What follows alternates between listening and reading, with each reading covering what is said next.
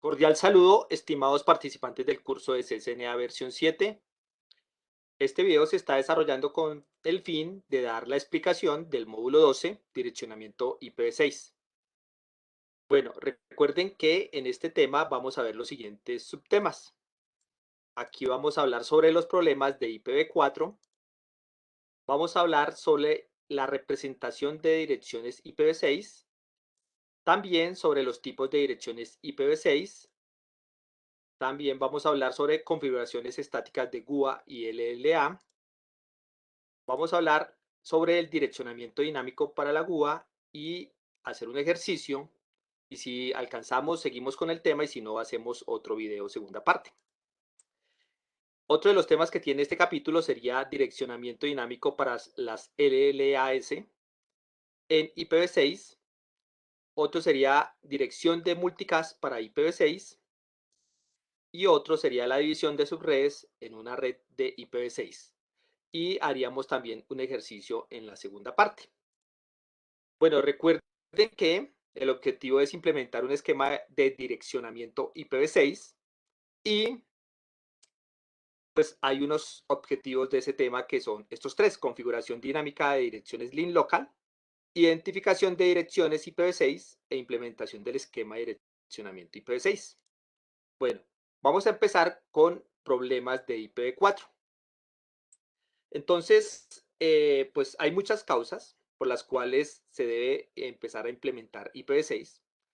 Y los problemas que presentó IPv4 pues fueron que prácticamente se están quedando sin direcciones, ya no hay. Y pues IPv6 es el sucesor de ese IPv4, el cual esas direcciones tienen 128 bits, son mucho más grandes. Aquí vemos una estadística que saqué de una página que se llama Branch, donde nos muestra que la cantidad de celulares superó a la población, al número de población en el mundo y también en Colombia. Eso también hace parte, pues, de esa demografía del Internet, ¿no? Pues cada día hay más hogares que demandan más ancho de banda y, por supuesto, pues más direcciones para conectar más cosas. Ese también incluyó algunas correcciones para limitaciones de IPv4 y otras mejoras. O sea, se fue extendiendo poco a poco, tratando de, alargar la vida de IPv4. Para eso se creó lo que se llama NAT, y pues ese NAT fue un mecanismo de traducción entre IP públicas y IP privadas, que permitió, digamos, que alargar la vida a IPv4. Pero pues ya llegó también a su fin. Entonces se ha hecho muchas cosas por las cuales IPv4 ya presenta problemas ahorita. También veíamos que había algunas conexiones llamadas always on, o sea, siempre conectadas, pues prácticamente tiene que ver con el ancho de banda, ¿no? Y las IP continuadas, que le llaman. Antiguamente se conectaban los equipos y cuando no se utilizaban se desconectaban y esas IP servían para ser utilizadas en distintas partes. Pero después que salió lo de Always On, pues quedaron continuas y eso fue agotando aún mucho más rápido pues las direcciones IPv4. Hay atenuantes, obviamente, hay que empezar a mirar sobre esos atenuantes, pues uno de esos, como les comentaba, sería lo que es NAT, pues se usa para traducir direcciones de red públicas a privadas, o sea que es como enmascarar una IP para intercambiar paquetes en dos redes que son incompatibles. ¿Qué otra, por ejemplo, atenuante tiene IPv4 por la cual hay que empezar a cambiar? Pues que el uso de red privadas también disminuyó esa cantidad. Lo que llamaban el DHCP, que era el protocolo de configuración digamos, dinámico de direcciones, pues también se utilizó mal, eso también agotó algún rango. Otro que se llamaban los hosting virtuales, pues este está basado en nombres. Todas estas cosas que les estoy diciendo fueron agotando las direcciones IPv4. Por ejemplo, el control de registros de Internet regional, o sea, que se hacían algunas asignaciones de direcciones a los registros locales, también sumó a ese agotamiento. Y pues se intentó, digamos que hacer una renumeración de redes para recuperar grandes bloques que se habían asignado al principio. Cuando se creó, dijeron son 4.200 algo millones de direcciones, son muchas y pensaron que nunca se iban a agotar. Y pues se habían asignado al inicio de una forma generosa, pensando en que no se agotarían y eso pues se intentó renumerar, pero también esa posibilidad se terminó, aunque se recuperaron algunas.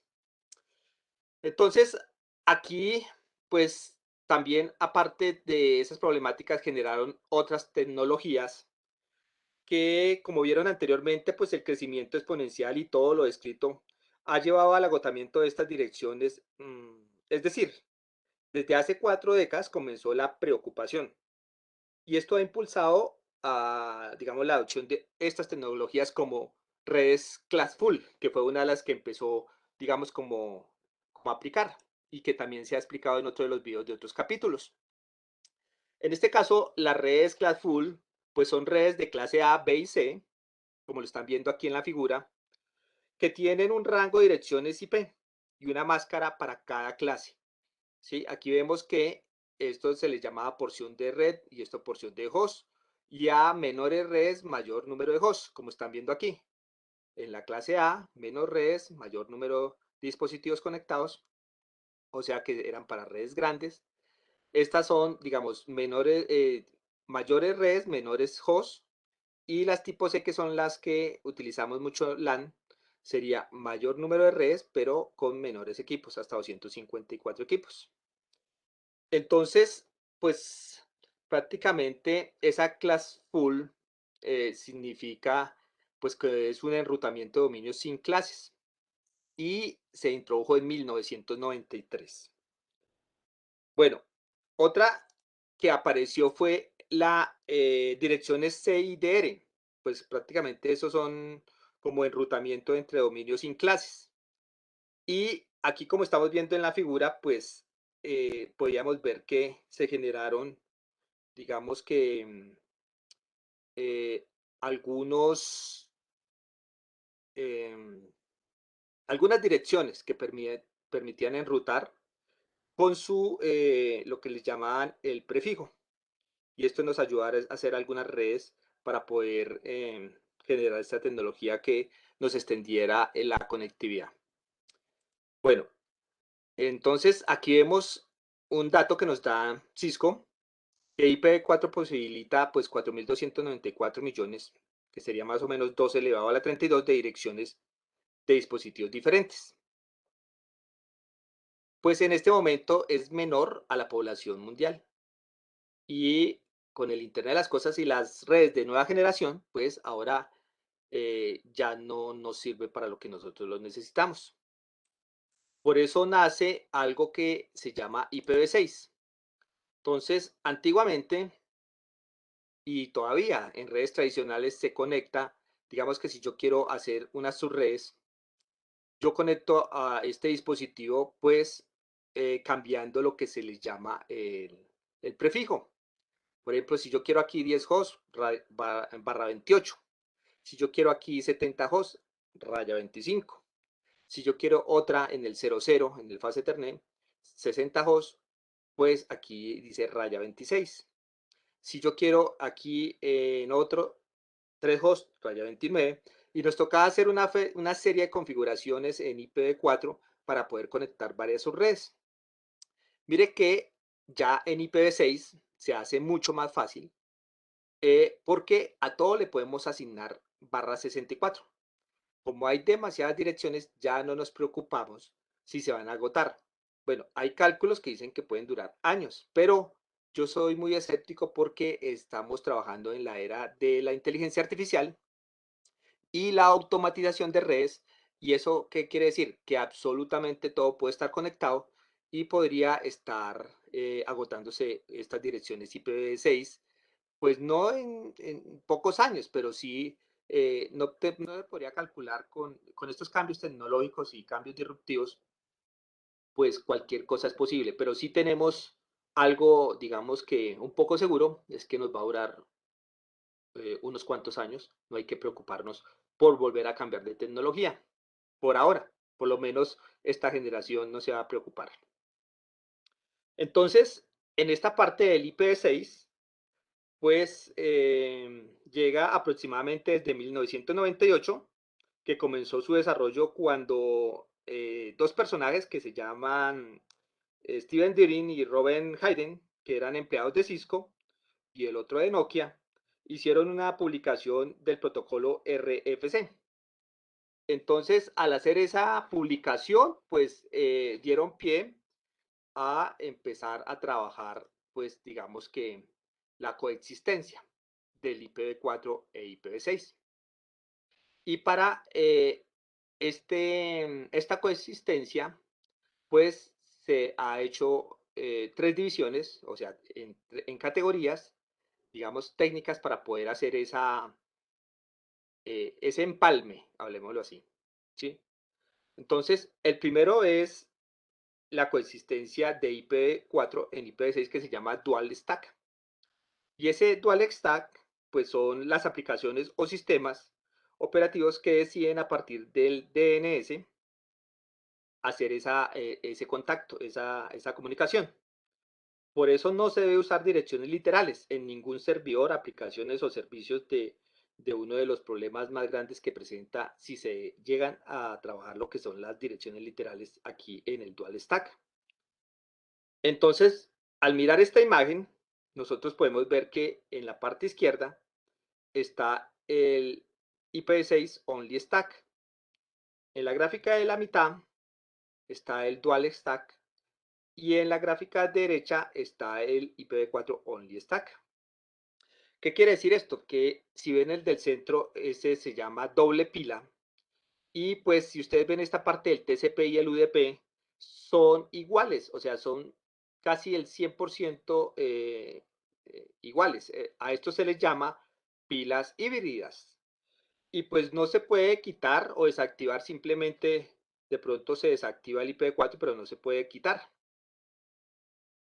Más o menos esto funcionaría así. Digamos, si yo tengo un celular, el cual casi todos estos celulares nuevos funcionan con IPv6, pues si yo voy a monitorear, hablemos de Internet de las Cosas, un sensor, ese sensor se conecta de pronto en un equipo lejano a IPv4, pues aquí en esta parte intermedia estaría el servidor, el router, el CPD, ¿sí? El centro de datos, si es en la nube, que me permitiría, digamos, hacer ese mecanismo de coexistencia y de traducción entre estas dos pilas. Por eso, a medida que se va inclinando la balanza del uso del IPv6 con respecto al IPv4, pues podríamos llegar a empezar a trabajar solo con IPv6. Pero los costos, digamos, y no hay un mecanismo específico ni un tiempo específico para poder hacer ese cambio, y no se puede, una palabra mal usada sería migración, que no se debe utilizar porque aquí no se está migrando, se está haciendo es como un cambio, un reemplazo. Pues aquí vemos que a medida que IPv6, pues digamos que tenga más uso de clientes y servidores, pues el tráfico va cambiando y se va, digamos que inclinando la balanza hacia el IPv6, y eso se llamaría coexistencia o transición. Por eso aquí se hablan de esos tres mecanismos de coexistencia y transición. Bueno, aquí vamos a ver el segundo mecanismo de transición y coexistencia, y se llama tunelización. Pues prácticamente este mecanismo de transición llamado túnel podría ser cuando utilizamos una VPN. Entonces, cuando yo utilizo esa VPN, digamos que acá yo tengo un equipo que está en IPv6, aquí tengo doble pila, aquí tengo el túnel de red solo para IPv4, y al otro lado, puede ser en una isla o en otro lado, tengo otro equipo y otra doble pila.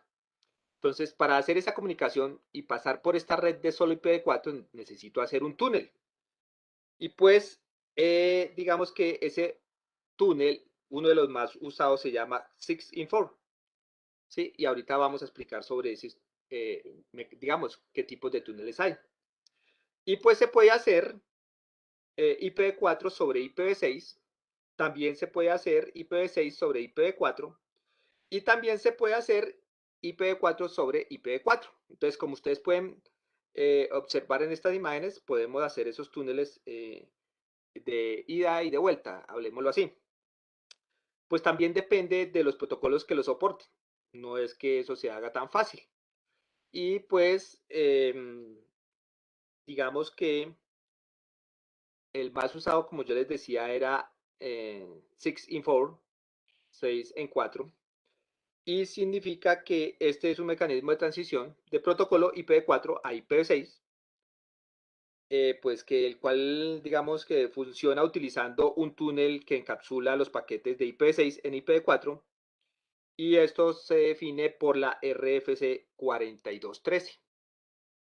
Entonces tengan en cuenta que IPv6 tiene algunas cosas sencillas que facilita todo el proceso, pero no es tan fácil como en muchos videos y en muchas explicaciones lo comentan. Recuerden, RFC 4213. Bueno, el otro mecanismo se llama transición. Y pues en esta parte, digamos, de transición, pues hay más de 50 mecanismos de transición. Aquí es donde se empieza, digamos que a complicar un poco.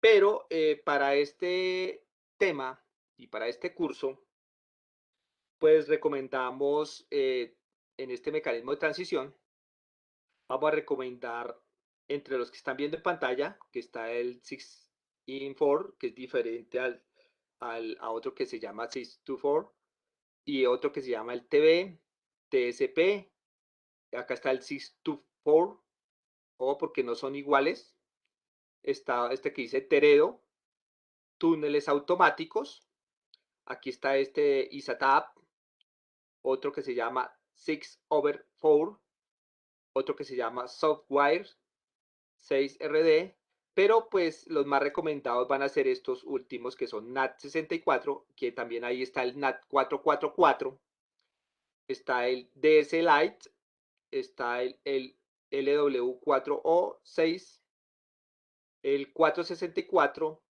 y el MAT-E y el MAT-T. Como ven, estos son unos de todos esos de más de 50 mecanismos que son utilizados, por ejemplo, ya para ISPs, para grandes proveedores, pues utilizan lo que es el NAT 444 o el Carry Renate. Bueno, digamos que esos son los mecanismos que tienen que tener en cuenta. Ahora vamos a mirar la comparación de encabezados entre IPv4 y IPv6. Pues hay diferencias, como lo están viendo ustedes en la imagen, y el encabezado IPv6 es más grande. Entonces aquí vemos que el IPv4 es de 20 bytes y este sería de 40 bytes, o sea, 10 por 32, más o menos. 10 por 32 bytes de arriba. Y eso me da más o menos 40 bytes. 10 por 32 bits me da 40 bytes, perdón. Pues aquí el encabezado IPv6 es más grande, como están viendo en esta figura. Esto introduce un poco más de overhead, ¿sí? Esto hace que sea mejor para los procesadores de hoy en día que trabajan a 64 bits, o sea, le ayuda a procesarlos a mayor velocidad. Pues aquí vemos que hay un campo de versión, el campo de versión sí se mantiene, este es en IPv4 y este en IPv6, y digamos que se trabaja con 4 bits.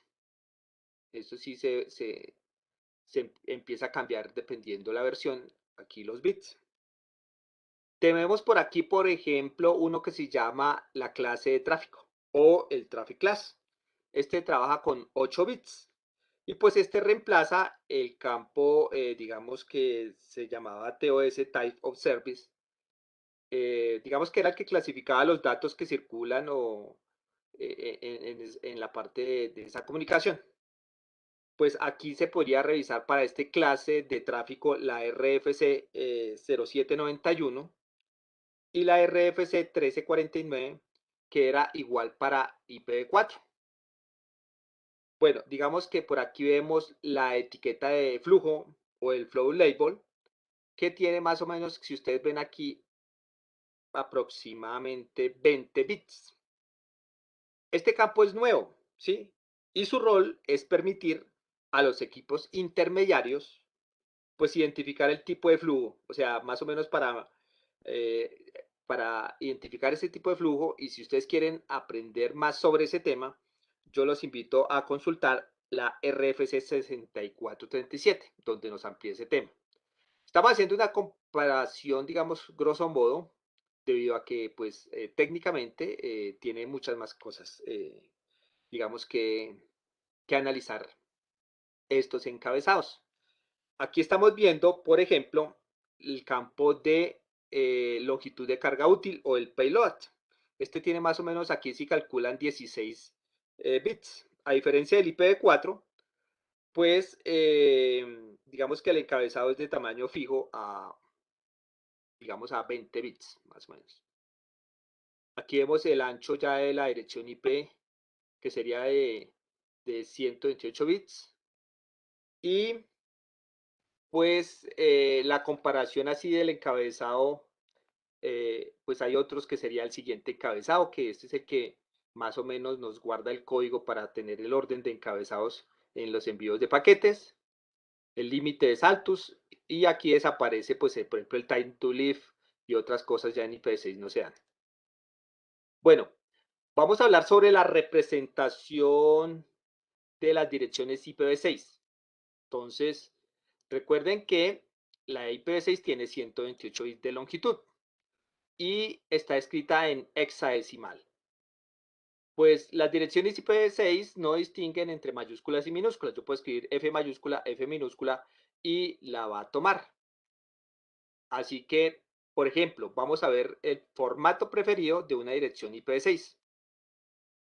Y es el siguiente. Entonces, digamos que la X consta de 4 valores hexadecimales. Y aquí ya no se da como en IPv4, que era un punto, sino ahora se da 2 puntos. Y para efectos del examen, cuando vayan a hacer el examen, les pueda aparecer como colon o double colon, en el caso de la segunda regla que voy a explicar. Aquí vamos a ver que el IPv6 tiene un exteto, ¿sí? Y pues ese no es el término oficial. Los llamaron así, pero eso realmente ese término no existe. Le dicen bloques, realmente. Y se refiere que cada exteto o cada X o cada bloque tiene un segmento de 16 bits o 4 valores hexadecimales. Más o menos vamos a hacer un ejemplo. Aquí tenemos una dirección IPv6 y he subrayado solo un exteto para poderles explicar lo que les estaba comentando aquí arriba. Ese exteto, si yo lo pasara a binario, me aparecería así. El 2 en binario, el 0 en binario, cada uno con su color, el 0 azul aquí en binario, 4 ceros, y el 1 en binario sería así. ¿Qué quiere decir eso? Que cada X me representa 4 números hexadecimales y cada número hexadecimal está compuesto por 4, digamos, bits. Sí, 4 bits. O sea que el primer exteto tiene 16 bits y los podemos ver aquí, como está representado. Pero ¿por qué tienen algunas letras? Esta dirección está solo en ceros y unos, pero la podrían encontrar como aquí en la siguiente que dice 0dB. Y eso se da a esta parte de la conversión que después del 9, el 10 se representa con una A, el 11 se representa con una B, el 12 con C, el 13 con D, 14 con E y 15 con F. Y así podríamos representar. O sea que el máximo número, si yo quisiera poner todos estos extetos, sería F, F, F, F, F, F, todas en F. ¿Sí? Esa sería la lógica de esta relación de números y letras. Bueno, entonces vamos a hablar de reglas que tiene el IPv6. La primera es omitir el cero inicial. Entonces, siempre que ustedes tengan un exteto con un cero inicial, como están viendo aquí, pues lo puede representar como 1AB. En este caso es 01AB, se puede representar como 1AB. O sea que se puede omitir. No se le da de baja como uno escucha por ahí, no se elimina, simplemente se omite en la escritura, porque la máquina ya tiene, digamos que, cierto software que reconoce que si están a la izquierda, los omite o los rellena ya, digamos, en sus direcciones. Aquí vamos a hacer otro ejemplo que es el 09F0 y yo puedo omitir el 0 y me quedaría 9F0. Entonces, como ven las reglas, es omitir solo los ceros que están a la izquierda. Por ejemplo, este dice 0A00. Lo puedo representar como un A00. Si este tiene dos ceros, lo mismo, solo dejaría las letras y pues obviamente los ceros iniciales, no los finales.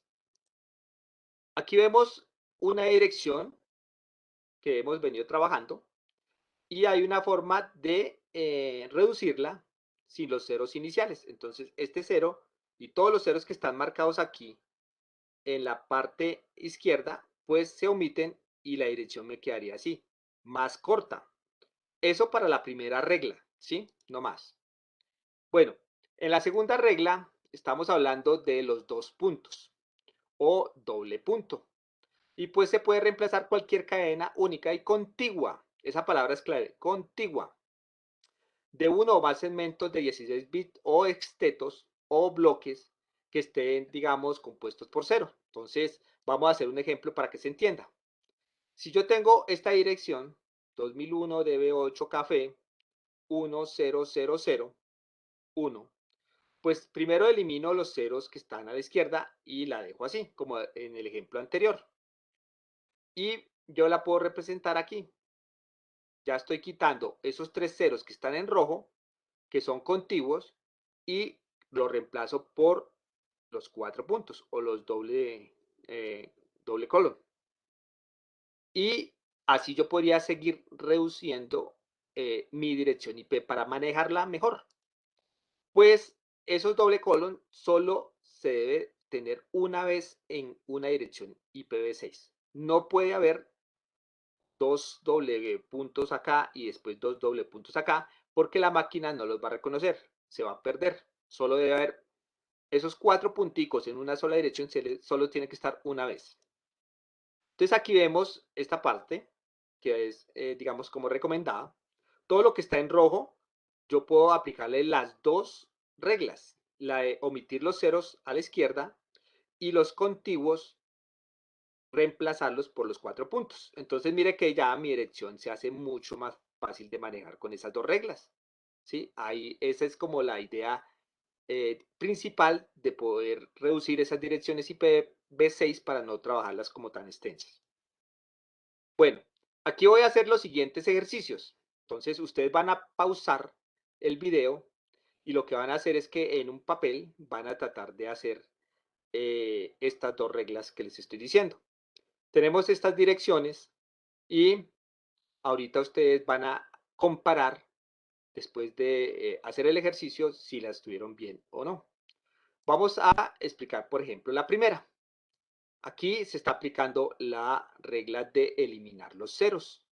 Recuerden que estos ejercicios solo para la primera regla, ceros iniciales. Me quedaría así.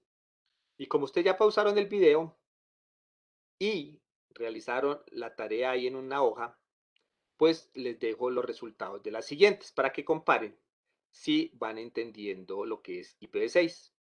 Bueno, la segunda regla es de omitir ceros iniciales y todos los segmentos de ceros, o sea que los segmentos contiguos los vamos a reemplazar por doble punto. Entonces la idea es que ustedes hagan lo mismo, pausen el video, realicen manualmente a conciencia los ejercicios y comparen ahorita cuando le den siguiente al video. Aquí vamos a hacer, por ejemplo, el de abajo. Comprimimos espacios primero y pues ya hacemos lo más, digamos, comprimido que se pueda, eliminando ceros y colocando doble punto. Y la dirección queda mucho más corta. Si ve que en este ejemplo solo hay cuatro dos puntos, no hay dos doble o repetido esta parte de esta regla en una sola dirección, que es muy común que le salga en los exámenes. Entonces, aquí les dejo las respuestas de todos para que ustedes comparen el ejercicio y sigamos avanzando. Bueno, tipos de direcciones en IPv6. Entonces, vamos a hablar sobre lo que es unicast, multicast y anycast. Mire que aquí ya no está el broadcast. Pues el unicast identifica de manera única una interfaz de un dispositivo habilitado para IPv6. Y aquí vemos en la figura más o menos cómo se comunicaría el equipo directamente de un equipo a otro.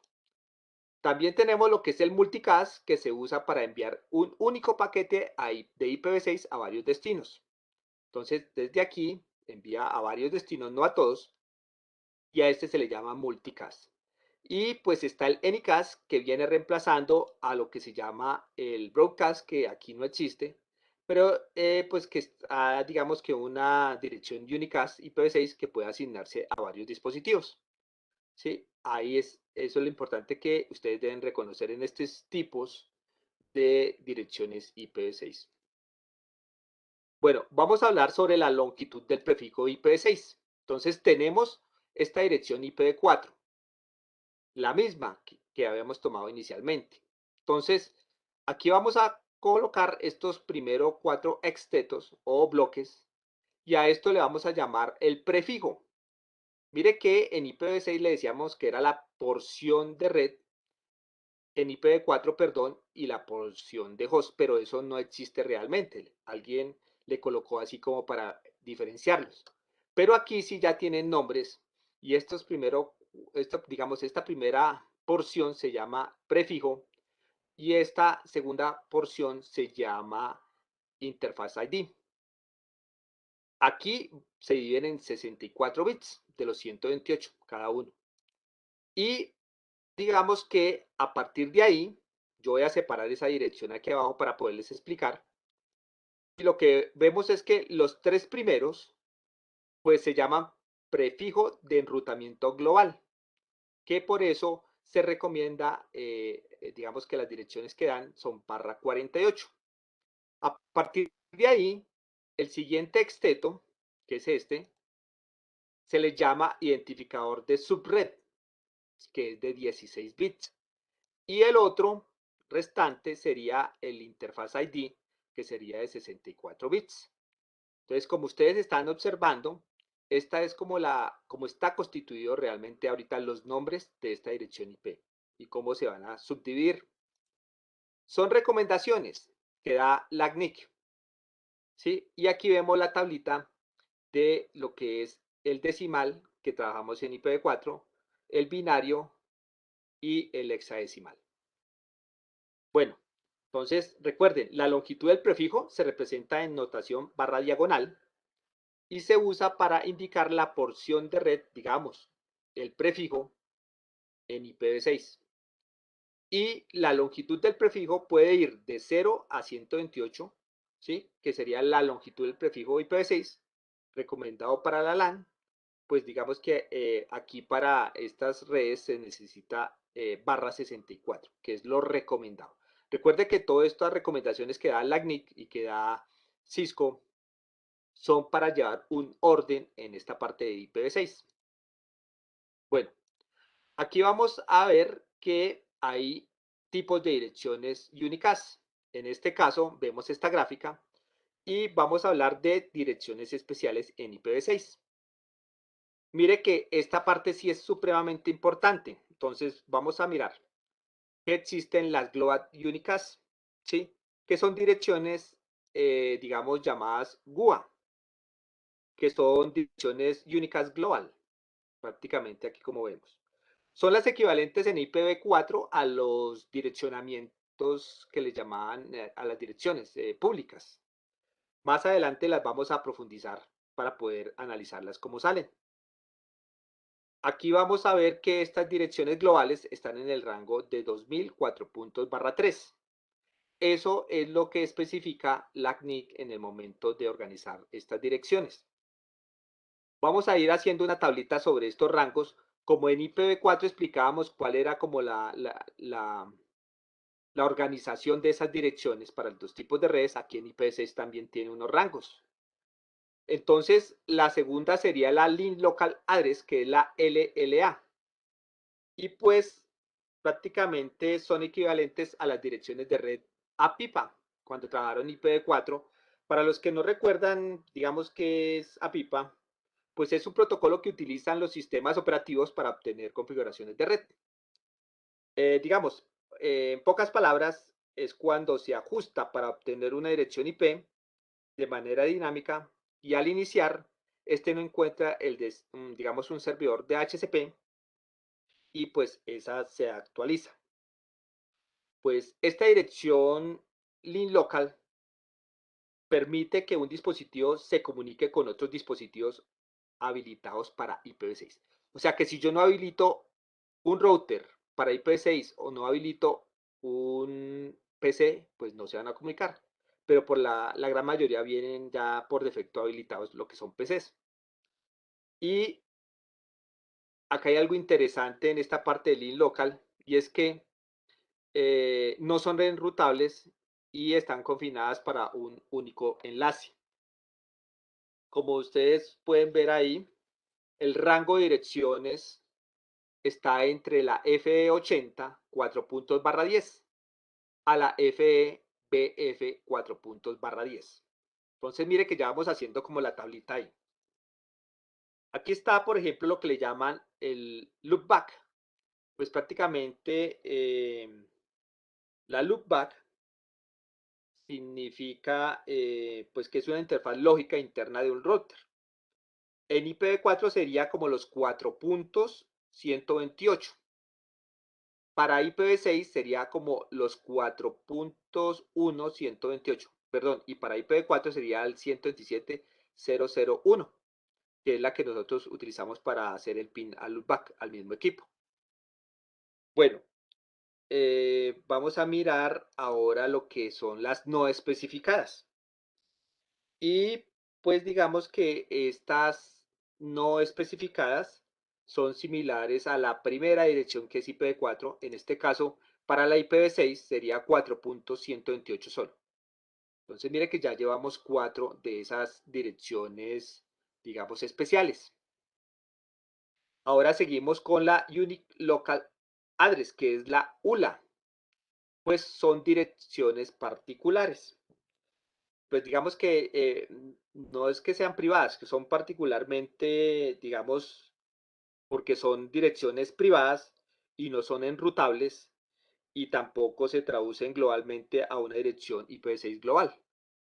O sea, y su rango va de FC00 4 puntos barra 7 a FD FF 4 puntos barra 7. Bueno, también la hay, digamos, en esta parte, como están viendo aquí en la parte superior izquierda, que se utilizan lo que es bueno, la IETF tiene unas direcciones. ¿Y qué es la IETF? Pues es la que regula los estándares de Internet. Y todas esas direcciones que empiezan con 8 ceros, ¿sí? Pues están reservadas para ellos. Las utilizan para algunas pruebas. ¿Qué más les puedo decir acá? Nos falta, por ejemplo, unas que son de túneles, que sería la 2004 puntos barra 16, y se utilizan para la aplicación del mecanismo de traducción que les estaba comentando ahorita. En este caso, por ejemplo, como el 624. ¿Qué otra me falta? Me falta aquí las multicast, pues que son las que comienzan con FF004 puntos barra 8. Entonces, como ustedes ven, hay esas y muchas más donde ustedes pueden revisar el RFC 1918 para poder ampliar. Entonces, aquí es cuando digamos que no es tan fácil como lo explican en algunos videos o en algunos cursos, porque la IANA, si ustedes quieren consultar, entren a www.iana.org y van a ver esta pantalla y en la parte de abajo le dan buscar y le dan, digamos que, buscar lo que son los registros de direcciones de propósito especial. Y aquí hay unas referencias que son la RFC 4773 la RFC 6890 y la RFC 8190, que las especifica detalladamente. Como ustedes ven, ahora vamos a hablar un poquito sobre lo que se llama el IPv6 GUA o Address Unit Global, que son las que permiten sacar, digamos que un paquete de una red LAN a otra. Recuerden que hay diferentes tipos de, digamos, de, de direcciones. Entonces, como ustedes están viendo en esta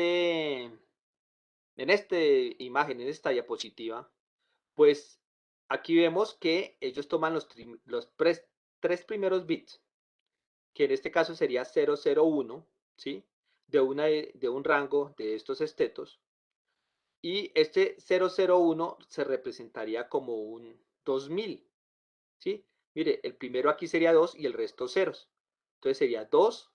Si eliminamos digamos, lo pasamos a este código, los ceros, me quedaría 0, 0, 0, eliminando los ceros me quedaría 2000.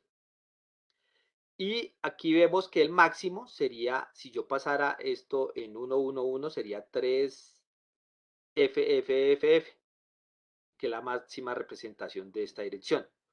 Si ustedes analizan esta, la primera dirección usable de esta parte sería 2001. Por eso la gran mayoría empieza de los prefijos globales empiezan por 2001, ¿sí? De ahí la organización, y cuando ustedes coloquen una dirección para una red, pues la empiezan con 2001. Pues es como el orden sugerido, no es camisa de fuerza. Bueno, hay una estructura, entonces hablábamos del prefijo de enrutamiento global, ¿sí? Hablábamos del ID de su red y hablamos del ID de interfaz. Obviamente, más adelante vamos a hacer como lo que se llama subredes en IPv6. Bueno, aquí estamos viendo algo que se llama el IPv6 LLA, ¿sí? Y esto lo que me permite es hacer como ese enlace entre un dispositivo para que se comunique con otros dispositivos habilitados en IPv6. Y cada interfaz de red, pues, debe tener una LLA, o sea, una Address Link Local. Por eso yo los dejo como en estos símbolos, porque ustedes van a estar revisando estos términos y los van a encontrar en todo lado así. Entonces, digamos que habíamos dicho que está la Link Local Address en el F80/10. Y lo que hace aquí prácticamente es que ellas se configuran sola cuando se toma, digamos, se conectan a una red. Bueno, ¿de dónde sale todo esto? Pues aquí vemos el círculo en el cual fue organizado toda esa estructura de las direcciones globales. Es 2 a la 3, que serían 8, lo dividen como en 8 partes, como están viendo acá. El 1, el 2, el 3, el 4, el 5, el 6, el 7 y el 8, que son todas estas reservadas, que está la Local Unicast, la Link Local Unicast, la Multicast, la no especificada, la Loopback y las embebidas y muchas otras más. Por eso, cuando empezamos las direcciones Unicast, empiezan con 2000 o 2001. Entonces, estos son como la idea de la organización, y solo estamos utilizando esta primera porción y esta última está reservada. Como ustedes ven, faltaría mucho si para votar esta primera con ese orden, gastaríamos bastantes años y ya tenemos organizado para otros años y de pronto que haya una explosión de conexión de cosas. Entonces, hay direcciones suficientes, pero las recomendaciones de la CNIT es llevar ese orden. Bueno, aquí vemos que hay recomendaciones también sobre bordes de nibbles. Entonces, aquí se va a trabajar no, por ejemplo, un raya 33, raya 34, raya 35 como en IPv4, sino acá le dice que lo cojan por nibbles. Y por eso en este esquema podemos ver que aquí hay una dirección que dice raya 32 y yo la puedo subdividir, y la siguiente va a ser raya 36 y la sigo subdividiendo y la siguiente es raya 40 y va de 4 en 4, esta sería 44, hasta llegar a la 48, donde ya puedo organizar mis redes internas, digamos que la SL residencial, telefonía fija, libre, telefonía móvil, esto para los ISP grandes. Pero pues nos da una iniciativa para cuando vayamos a hacer el diseño de redes, pues hacer estas subdivisiones para llevar un orden. Son recomendaciones que nos hace la CNIC. Entonces, mire que para ampliar un poquito lo de los nibbles, ellos nos dicen que los dos primeros sextetos los podemos tomar para la identificación de la red. Son bastante grandes, con esos dos es suficiente. Para la parte de la subred, podemos tomar este nibble y este nibble lo podemos organizar. Por ejemplo, estos dos primeros bits, digámoslo así, estos dos primeros, que serían más o menos aquí serían 4 y aquí serían 8, su máximo serían 256 y hay 200 algo de países, o sea que con estos dos primeros podríamos clasificar el país. Con el siguiente, que serían 4 bits, o sea, serían 16, o si tomamos los otros dos, podríamos hacer muchos más en departamentos. En este caso, pues Colombia no tiene más de 256 departamentos, nos quedaría bien, o provincias o estado. Digamos que la recomendación es como tomar ese orden siempre.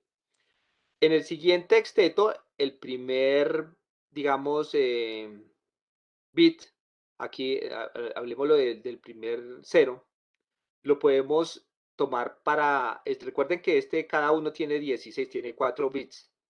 Entonces yo podría clasificarlo aquí como un 01, 0001 en servicios y a partir de ahí decir, por ejemplo, hosting, VoIP, VPS, esto. La segunda lo podría colocar como tipo de cliente, privado, público, empresarial. Y los otros dos siguientes, pues como los ID de las VLAN. Y digamos que lo que nos quiere decir la NIC y Cisco es que llevemos un orden, aunque hay demasiadas y hay millones, billones de direcciones, siempre tratar de tener estas buenas prácticas. Y pues el resto sería lo que es el interfaz ID, que ya lo explicamos anteriormente. Bueno, entonces recuerden que hay algo que se llama la configuración estática GUA y LLA. Ya sabemos que es Address Local Link, Link Local Address. Y está la Address Unique Global, que son las que más se utilizan.